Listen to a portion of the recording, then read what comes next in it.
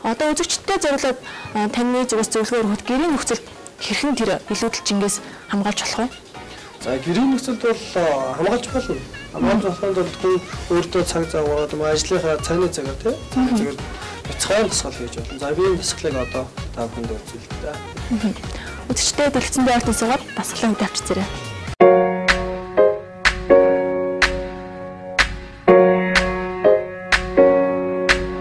Ерөнхийдөө хэвлэлийн хэсгээр таргалалт үүссэн хүмүүс зориулсан гэрийн нөхцөлд ямар тасгал хийж болох, бяцхан тасгал хийж болох вэ гэдгийг үзүүлье.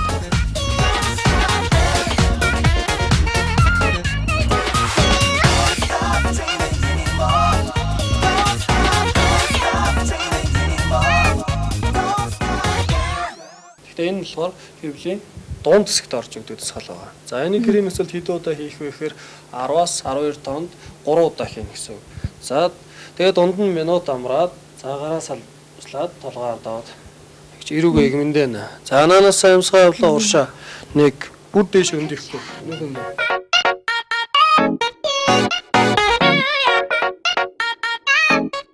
За энэ тасгал маань хэвлийн дээд хэсэгт орж өгдөг. Хэвлийн дээд хэсэг. Дээд хэсэг гэхээр яг хаагур нэгжиж хуваах уу? Ерөнхийдөө хэвлийг энэ одоо 1 2 3 гэдэг хэвлийн 6 булчин гэж ярьдэн шүү дээ. Голоор нь хуваад 6 гэж яриад байгаас яг хуваагдах хэсэг нь болохоор юу багхгүй 3 багхгүй. Тэгээд 1 дээд нь болохоор 1 2 3. Зөв. Сая эхний хэсэг нь болохоор дундаа орчоо тийм. Сүүлийнх болохоор дээд хэсэг нь орж. За одоо доод хэсэгт ямар тасгал орж өгд юм бэ гэхээр дараад оршоо.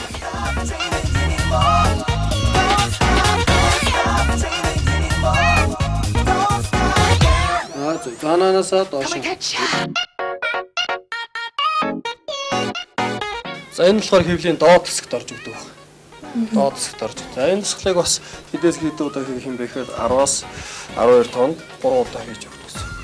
За одоо нэг хэвлийг хариун гэж ярьдаг. Хариунгаа яаж болох юм бэ гэхээр хажууд ишиг харч.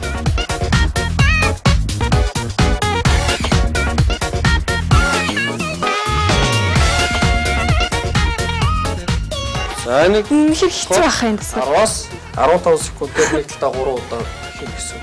15 секунд ингэж байх гэсэн. 15 секунд байх гэсэн. Өөр ямар ч илүү төтө хөдөлгөөн хийхгүй ингээд одоо нэг тасгалыг динамик ба статик аргаар хөгжүүлнэ гэж ярьж байгаа юм л да. Тасгалыг динамик ба статик аргаар. За тэгэхээр энэ нь болохоор юу статик болж байгаа байхгүй юу? Булчин хөдөлгөөнгүйгээр ажиллаж байгаа. Булчин гээд байнгын хөдөлж ажиллаж одоо та нар булчин ингээл ингэж хөдөлж байхад л ажиллаж идэг гэж бодож байна. Одоо гарын хөргөө цогц гар ингээд чилдэг үстэй. Танд бага ингээд тогт бид нарыг тэгдэлээс багш нарт чүнсэндээ мод даах уу гэдэг. Даана гэдэг. Ингээд үргээл жоохон цогсонгод гүшдэг.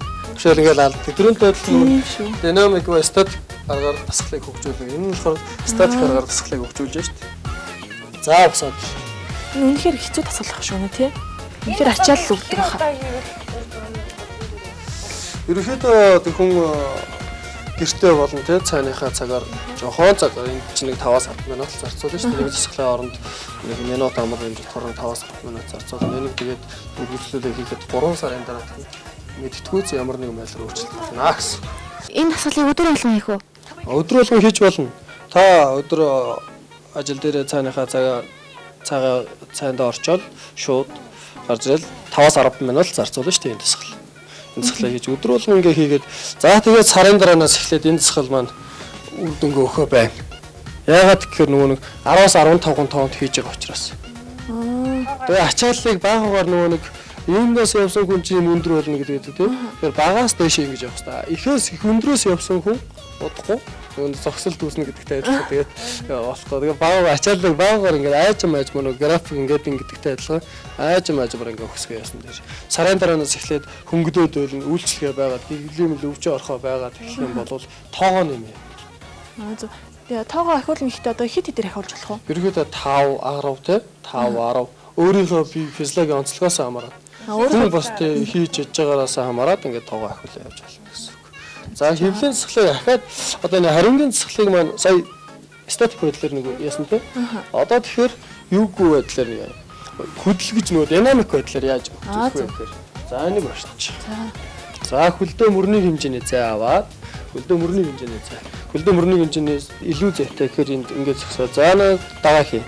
Тэглээс юу өгч. За манай хөлдөө аваад байгаа бол. За ийшээ таазаараа хөдлөхгүй те. Илгүүс ингэлсгээр хөдлөө. Ийшээ 1 2 үнэхээр татал дүүс юм тий. Энэ чи болохоор таазаар хөдлөөд байгааз. Таазаараа хөдлөхгүй гараа ташаанд авчих. За цаашаа таазаар хөдлөхгүй явлаа. Зөв чэйжэрээ нэг чэйжрийг шинэ чэйжний доод хэсэг нь харангийн хэсгээр хөдлөөс байгаа. Тий.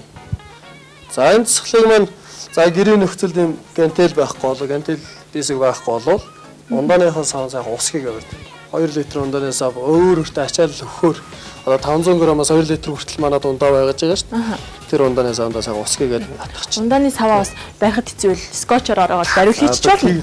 Энэ дасгалыг тэгээд октод маань эмэгтэйчүүд маань ч гэсэн хийхэд үр дүн гардаг байна. 16 наснаас дээш бүх насныхан гэж байна. 16 наснаас дээш бүх насныхан гэж байна.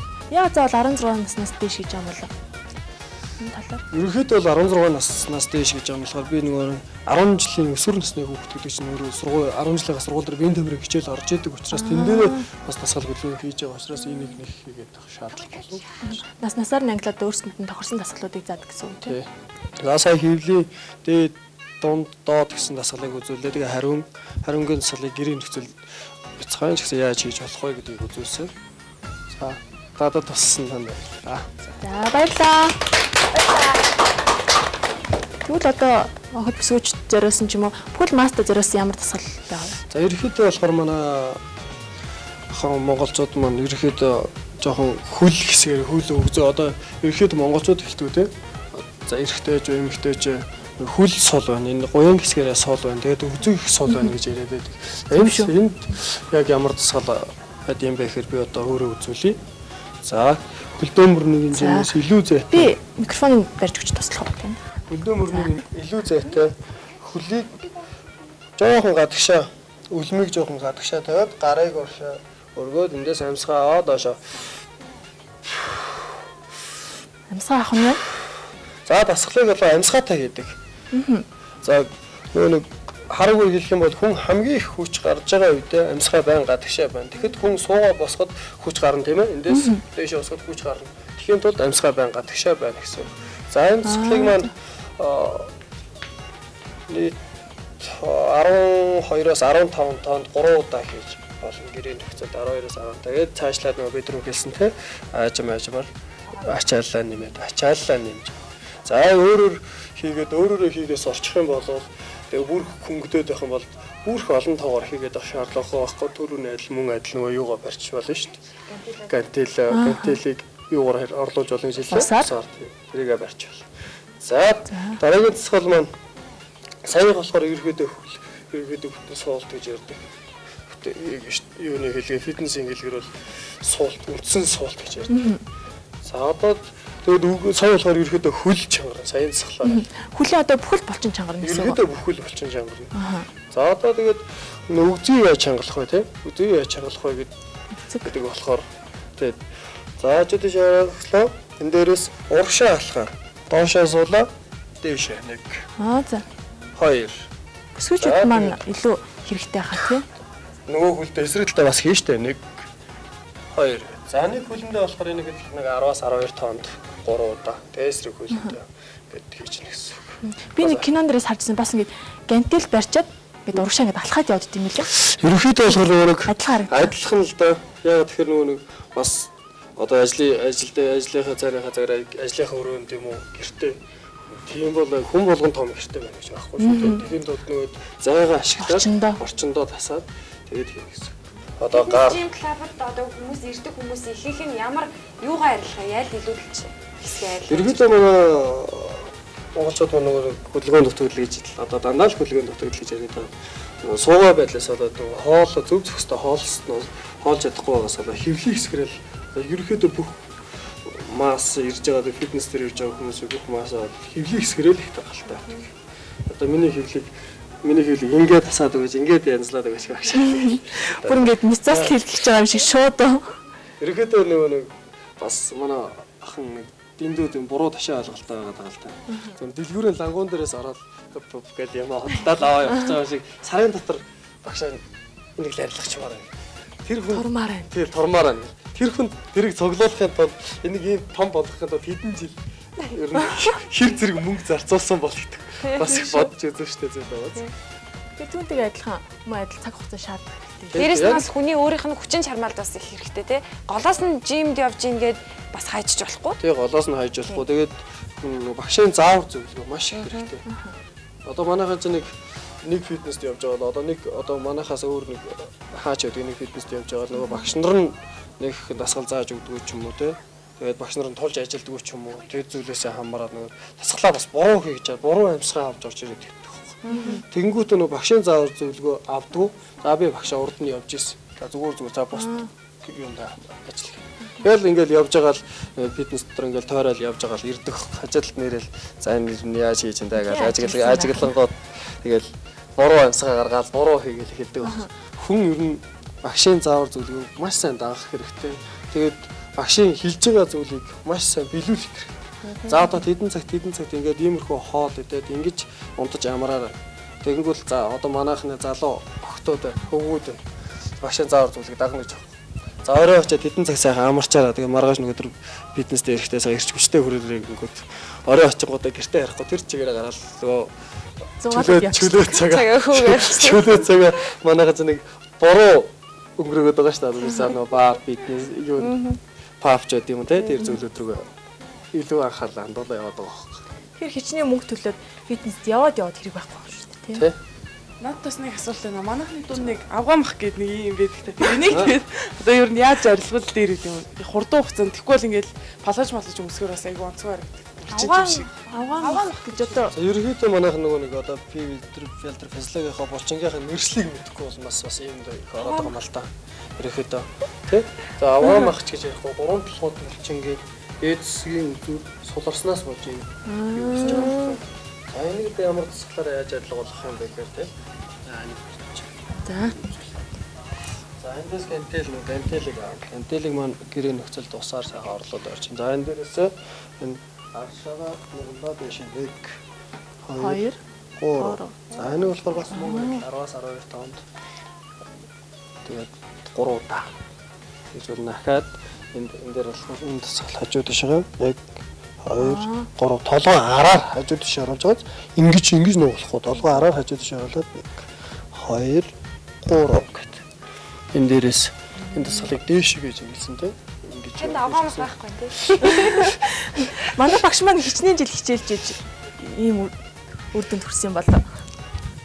За би урд нь болохоор оюутан байхдаа чөлөө төхөр хичээлж байгаа 2010 онд төгссөн. Тэгээ 10 оноос эхлээд пауэрлифтинг гэдэг спорт руу орсон. Пауэрлифтинг спорт руу одоо ингээд 12 гэдэг чинь 3 жил болох ч юм л да. Вау. Надад нэг асуулт байна. Одоо оюутнууд маань ч юм уу ингээд хүнд цөөх үрээд эсвэл суугаа ажил хийж байгаа хүмүүсийг мөрөн хичээлдэг, хүзүүнэг хичээлдэг. Тэгээд одоо энийг одоо өвдөлтийг багасгах ч юм уу тийм дасгал байдаггүй. Хоёрын шараас. Тийм хоёрын шараас. За тэрийг нөгөө дасгал хөдөлгөөнөөр л алга болгоно доо. Тэгээ ямар нэгэн байдлаар хөдөлгөөн бодисын солилцоо төрөсгөж энэ чангараад байгаа энэ тэр чинь яаж нэгээр энэ булчин чангараад нөгөө хялгсан судсуудыг чинь бариад цусаж өнгөлөхөө байгаа. Тэгээ тэрнээсээ болоод өвдөлт үүсээд нь шүү дээ. Тэрийг чи яаж хөдлөж нөгөө булчингаа сулж тийм шаардлага байна. Хөдөлгөөнөөр л ерөнхийдөө хөдөлж ийж тэр хоёрын шараас алга болно шүү дээ. Тэгэхгүй ингээл компьютер дээр ингээд суугаад улам чангараалал. Харин компьютер дээр нэлээд удаан суухаар ингээд ялцчихвэн шилээд аяг